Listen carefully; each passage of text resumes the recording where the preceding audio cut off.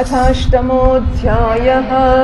मैत्रेय उवाच सत्सेवनीयो बत पूर्ववंशः यल्लोकपालो भगवत्प्रधानः बहुविधेहाजितकीर्तिमालां पदे पदे नूतनयस्य भीक्ष्णम् सोऽहं नृणां क्षुल्लसुखाय दुःखम् महद्गतानां विरमाय तस्य प्रवर्तये भगवतं पुराणं यदा साक्षात् भगवान् ऋषिभ्यः आसीनमुर्व्यां भगवन्तमाद्यं संकर्षणं देवमकुण्ठसत्त्वं विवित्सवस्तत्त्वमतः परस्य कुमारमुख्या मुनयोन्वपृच्छन् स्वमेव धिष्ण्यं बहुमानयन्तं यं वासुदेवाभिधमामनन्ति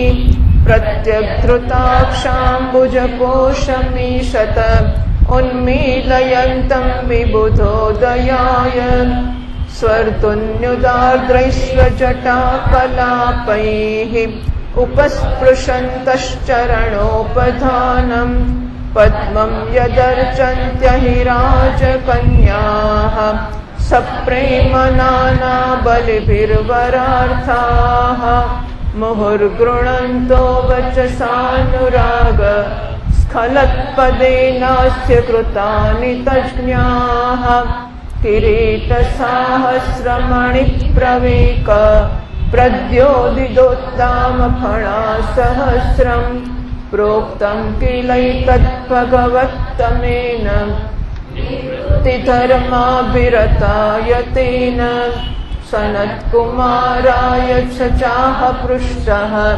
साङ्ख्यायनायाङ्गधृतव्रताय साङ्ख्यायनः पारमहंस्य मुख्यः विवक्षमाणो भगवद्विभूतिः जगादसोऽस्मद्गुरवेन्विताय पराशरायाथ बृहस्पतिश्च प्रोवाच मह्यं स दयालुरुक्तः मुनिः पुलस्त्येन पुराणमाद्यं सोऽहं तवैतत्कथयामि वत्स श्रद्धालवे नित्यमनुव्रताय।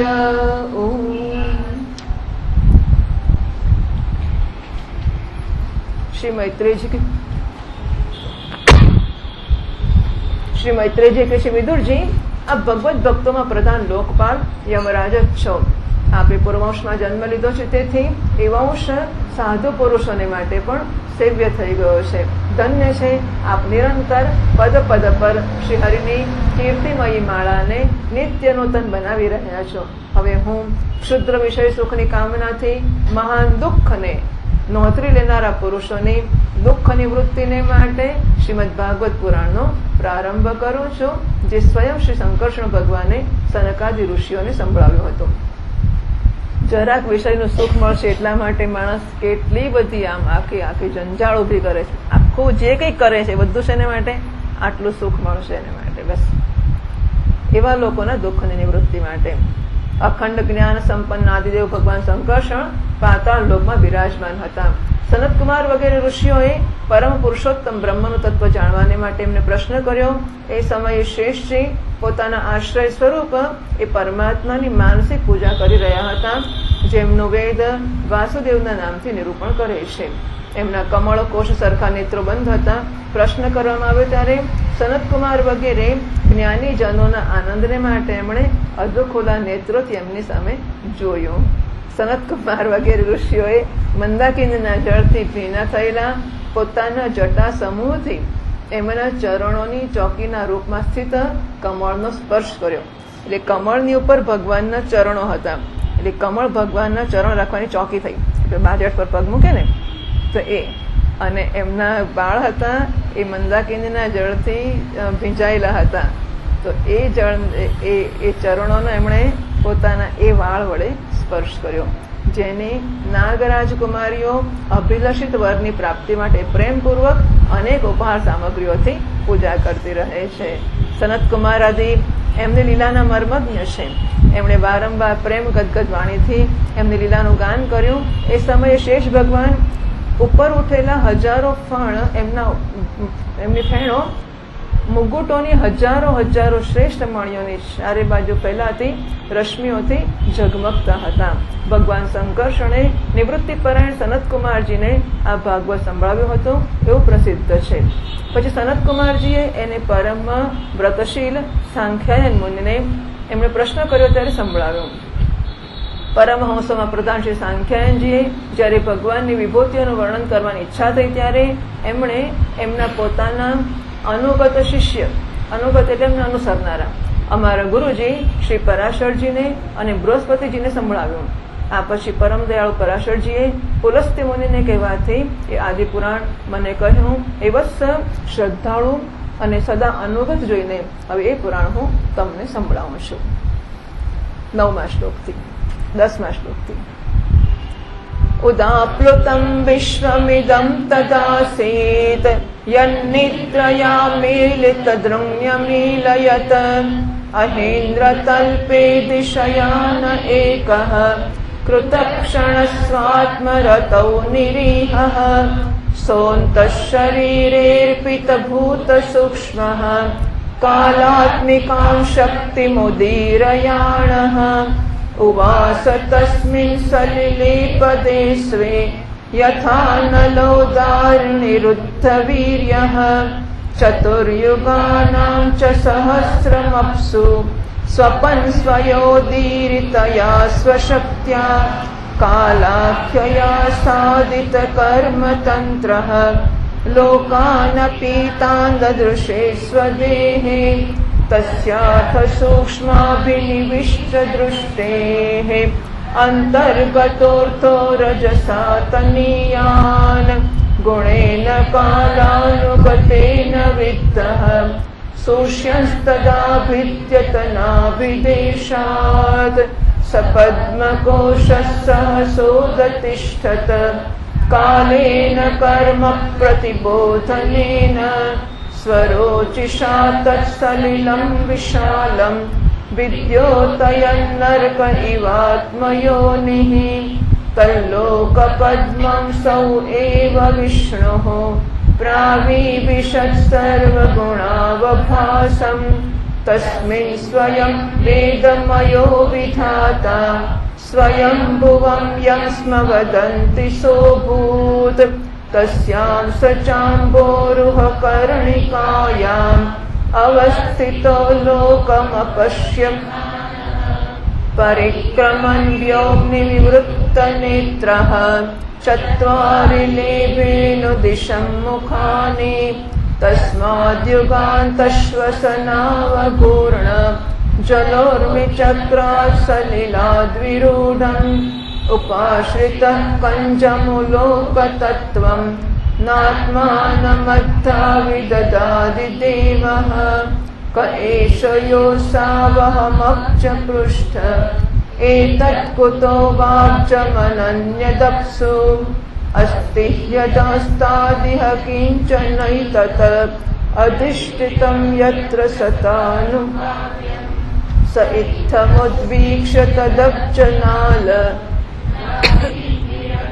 जलमाविशेष वागतस्तत्नाल नाभिं विचिन्वंस्तदविन्दताजः तमस्य पारे विदुरात्मसर्गं विचिन्वतो भूत्सु महां स्त्रीणेमिः यो देहपाजाम्भयमीरयाणः परीक्षिणोत्यायुरजस्य हेतिः ततो निवृत्तो प्रतिलब्धकामः स्वधिष्ण्यमासाद्य पुनः स देवः शनैर्जितश्वासनिवृत्तचित्तः न्यषीददारूढसमाधियोगः कालेन सोऽजः पुरुषायुषाभिः प्रवृत्तयोगेन विरूढबोधः स्वयं तदन्तर्हृदयेव भातम्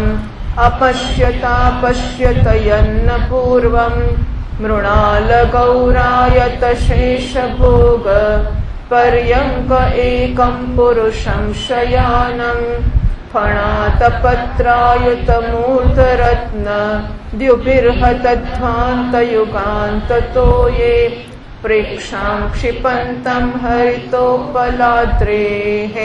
सन्ध्याब्रनीवेरुरुक्ममूर्ध्नः रत्नो दधारौषधिसौमन् वनस्रजो वेणुभुजाङ्घ्रिपाङ्घ्रेः आयामतो विस्तरतस्वमान देहेन लोकत्रयसङ्ग्रहेण विचित्रदिव्याभरणांशुकानां कृतश्रियापाश्रितवेषदेहं पुंसां स्वकामाय विविक्तमार्गैः अभ्यर्चतां कामदुःखाङ्घ्रिपद्मं प्रदर्शयन्तं कृपया नखेन्दु मयूखभिन्नाङ्गुलिचारुपत्रम्।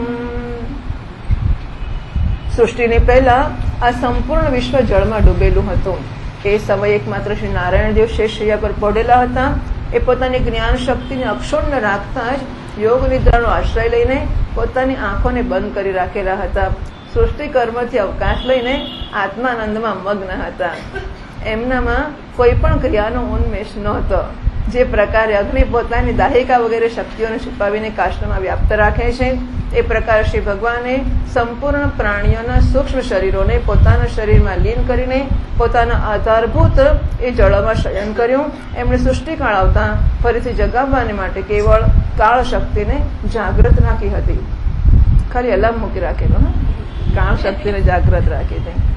આ પ્રકારે પોતાની સ્વરૂપભૂત ચિત્ત શક્તિના સાથે 1000 ચતુર્યુગ પર્યંત જળમાં શયન કરવા પછી જ્યારે એમના દ્વારા નિયુક્ત એ કાળ શક્તિએ એમને જીવોની કર્મોની પ્રવૃત્તિ કરવા માટે પ્રેરિત કર્યા, ત્યારે એમણે પોતાના શરીરમાં લીન થયેલા અનંત લોકને જોયા. જે સમયે ભગવાનની દૃષ્ટિ પોતાનામાં નિહિત લિંગ શરીરાદિ સૂક્ષ્મ તત્વ પર પડી, ત્યારે એ તત્વ કાલાશ્રિત રજોગુણથી ક્ષુભિત થઈને સૃષ્ટિ રચનાના નિમિત્તે એમના નાભિદેશમાંથી બહાર નીકળ્યો.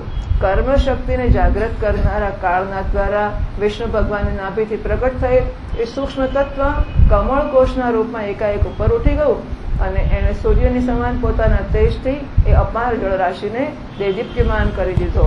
સંપૂર્ણ ગુણોને પ્રકાશિત કરનારા એ સર્વલોકમય કમળમાં તે વિષ્ણુ ભગવાન જ અંતર્યામી રૂપથી પ્રવિષ્ટ થઈ ગયા. ત્યારે એમનામાંથી કંઈ ભણાવ્યા વગર જ સ્વયં સંપૂર્ણ વેદોને જાણનારા સાક્ષાત વેદમૂર્તિ બ્રહ્માજી પ્રગટ થયા, જેમને લોકો સ્વયંભૂ કહે છે. એ કમળની કર્ણિકા એટલે કે ગાદીમાં બેઠેલા બ્રહ્માજીને જ્યારે કોઈ લોક દેખાયા નહીં, ત્યારે આંખો ફાડીને આકાશમાં ચારે તરફ ગરદન ઘુમાવીને જોવા લાગ્યા. આથી 4 દિશામાં એમના 4 માથા થઈ ગયા. એ સમયે પ્રલયકાલીન પવનના આઘાતોથી ઉછળતી જળની તરંગમાળાઓને કારણે એ જળરાશિની ઉપર ઉઠેલા કમળ પર વિરાજમાન આદિદેવ બ્રહ્માજીએ પોતાના તથા એ લોક તત્વરૂપ કમળનો કંઈ પણ રહસ્ય જણાયું નહીં. તે વિચારવા લાગ્યા, આ કમળની કર્ણિકા પર બેઠેલો હું છું કોણ? આ કમળ પણ કોઈ બીજા આધાર વગર જ જળમાં ક્યાંથી ઉત્પન્ન થઈ ગયું? એની નીચે અવશ્ય કોઈ એવી વસ્તુ હોવી જોઈએ જેના આધાર ઉપર આ કમળ સ્થિત છે. આવું વિચારીને એ કમળની નાળના સૂક્ષ્મ છિદ્રોમાંથી થઈને જળમાં ઘૂસી ગયા. પરંતુ નાળના આધારે શોધતા શોધતા નાભિદેશની સમીપ પહોંચી ગયા, પણ તોય ઓળખી ના શક્યા. એટલે આમ નાભીમાંથી નીકળેલું ને, આમ મોટી ડાળી નીકળી ઉપર અને દાંડીની ઉપર પાછું એટલે કમળની દાંડી, એટલે કમળ પછી ઊંચે હતું. નાભીમાંથી દાંડી નીકળી, એના પર કમળ ઉપર બ્રહ્માજી બેઠેલા. તો બ્રહ્માજી ચારે બાજુ જુએ કે આ શું છે બધું, એટલે 4 બાજુ મોઢા થઈ ગયા. તો એ સમજ ના પડી. પછી શોધવા માટે કમળના વચ્ચેના પોલાણ એની દાંડી પોલી હોય, એટલે એમાંથી નીચે ઉતર્યા. છેક નાભી સુધી પહોંચી ગયા, પણ કઈ ખબર પડી નહીં. વિદુરજી એ અપાર અંધકારમાં પોતાના ઉત્પત્તિ સ્થાને શોધતા શોધતા બ્રહ્માજીને બહુ સમય વીતી ગયો. એ સમય પણ ભગવાનનું ચક્ર છે, જે પ્રાણીઓને ભયભીત કરતું એમના આયુષ્યને ક્ષીણ કરે છે. અંતમાં પોતાનો મંદરો વિફળ થયો છે એવા બ્રહ્માજી ત્યાંથી પાછા આવ્યા અને ફરીથી પોતાના આધારભૂત કમળ પર બેસી ગયા અને ધીરે ધીરે પ્રાણવાયુને જીતીને ચિત્તને નિસંકલ્પ કરીને સમાધિમાં સ્થિત થઈ ગયા. આ પ્રકારે પુરુષના પૂર્ણ આયુષ્ય બરાબર સમય સુધી અર્થાત 100 દિવ્ય વર્ષો સુધી સારી પેઠે યોગાભ્યાસ કર્યો. ત્યારે બ્રહ્માજીને જ્ઞાન પ્રાપ્ત થયું. ત્યારે એમણે પોતાના એ અધિષ્ઠાનનો, જેને પહેલા શોધતા હતા પણ જોઈ શકતા નહોતા, પોતાના જ અંતઃકરણમાં પ્રકાશિત થતું જોયું. એમણે જોયું કે એ પ્રલયકાલીન જળમાં શેષજીના કમળની નાળ જેવા ગૌર અને વિશાળ વિગ્રહની શૈયા પર પુરુષોત્તમ ભગવાન એકલા જ સૂતેલા છે. શેષજીની 10,000 ફેણો છત્રની સમાન એમના પર ફેલાયેલી છે. એમના મસ્તકો પર મુગટો શોભાયમાન છે. એમાં જે મણીઓ જડેલ છે એની કાંતિથી ચારે બાજુનો અંધકાર દૂર થઈ ગયો છે. એ પોતાના શ્યામ શરીરની આભાથી મરકત મણીના પર્વતની શોભાને લજ્જિત કરી રહ્યા છે. એમની કમરનો પીત પટ પર્વતના પ્રાંત દેશમાં છવાયેલા સાયંકાળના પીળા પીળા ચમકતા મેઘોની આભાને મલિન કરી રહ્યો છે. મસ્તક પર સુશોભિત સુવર્ણ મુગટ સુવર્ણમય શિખરોના માનનું મર્દન કરી રહ્યો છે. એમની વનમાળા પર્વતના રત્ન જલપ્રપાત ઔષધિ અને પુષ્પોની શોભાને પરાસ્ત કરી રહી છે. તથા એમના ભુજદંડ વાંસના દંડ અને ચરણ વૃક્ષોનો તિરસ્કાર કરે છે. એમનો એ શ્રી વિગ્રહ પોતાના પરિમાણથી લંબાઈ પહોળાઈમાં ત્રિલોકીનો સંગ્રહ કરેલો છે. એ પોતાની શોભાથી વિવિધ અને દિવ્ય વસ્ત્રાભૂષણોની શોભાને સુશોભિત કરનારા હોઈને પણ પીતાંબર આદિ પોતાની વેશભૂષાથી સુસજ્જિત છે. પોતપોતાની અભિલાષાની પૂર્તિ માટે ભિન્ન ભિન્ન માર્ગોથી પૂજા કરનારા ભક્તજનોને કૃપાપૂર્વક પોતાના ભક્ત વાંછા કલ્પતરુ ચરણ કમળોના દર્શન આપી રહ્યા છે. જેના સુંદર આંગળીઓનો સમૂહ છે એ નખચંદ્રની ચંદ્રિકાથી અલગ અલગ સ્પષ્ટ ચમકતા રહે છે.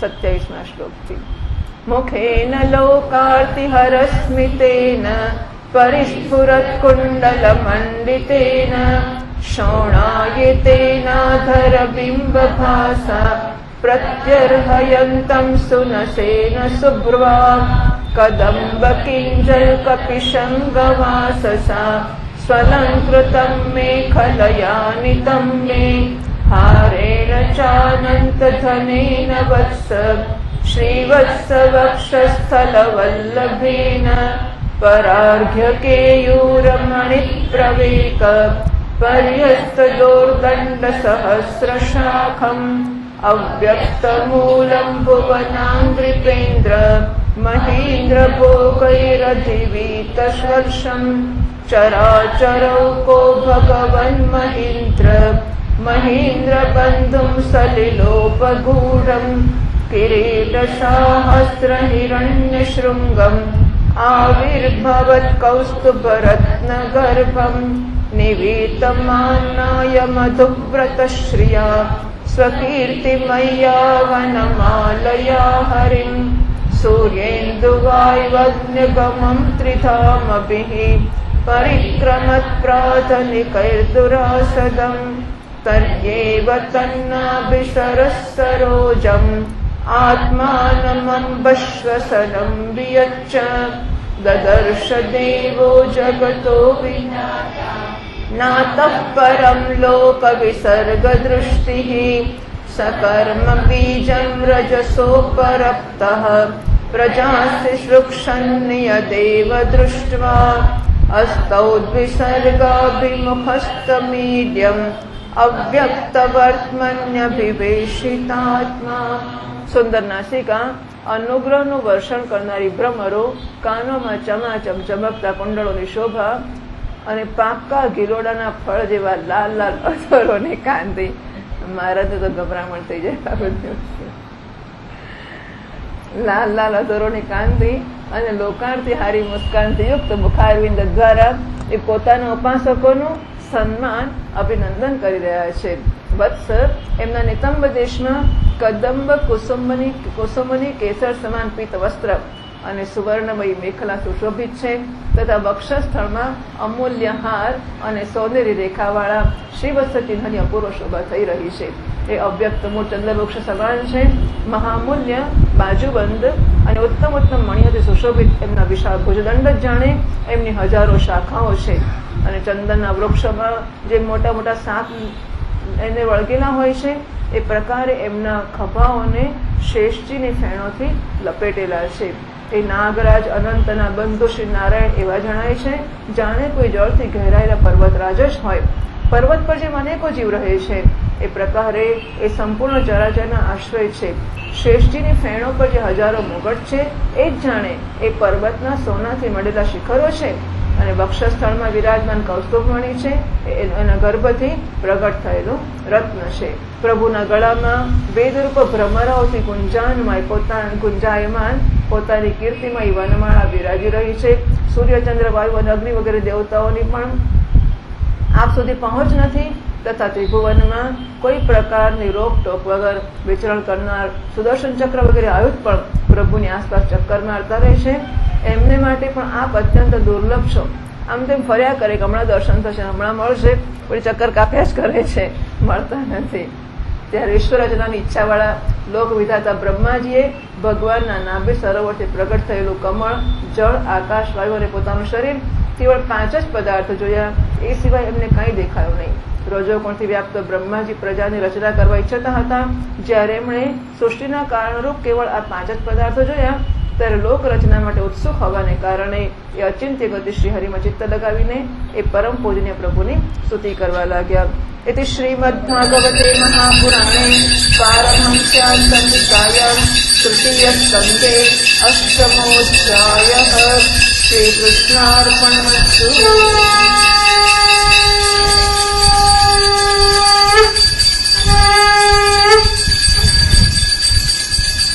श्री कृष्णचंद्र भगवान की जय.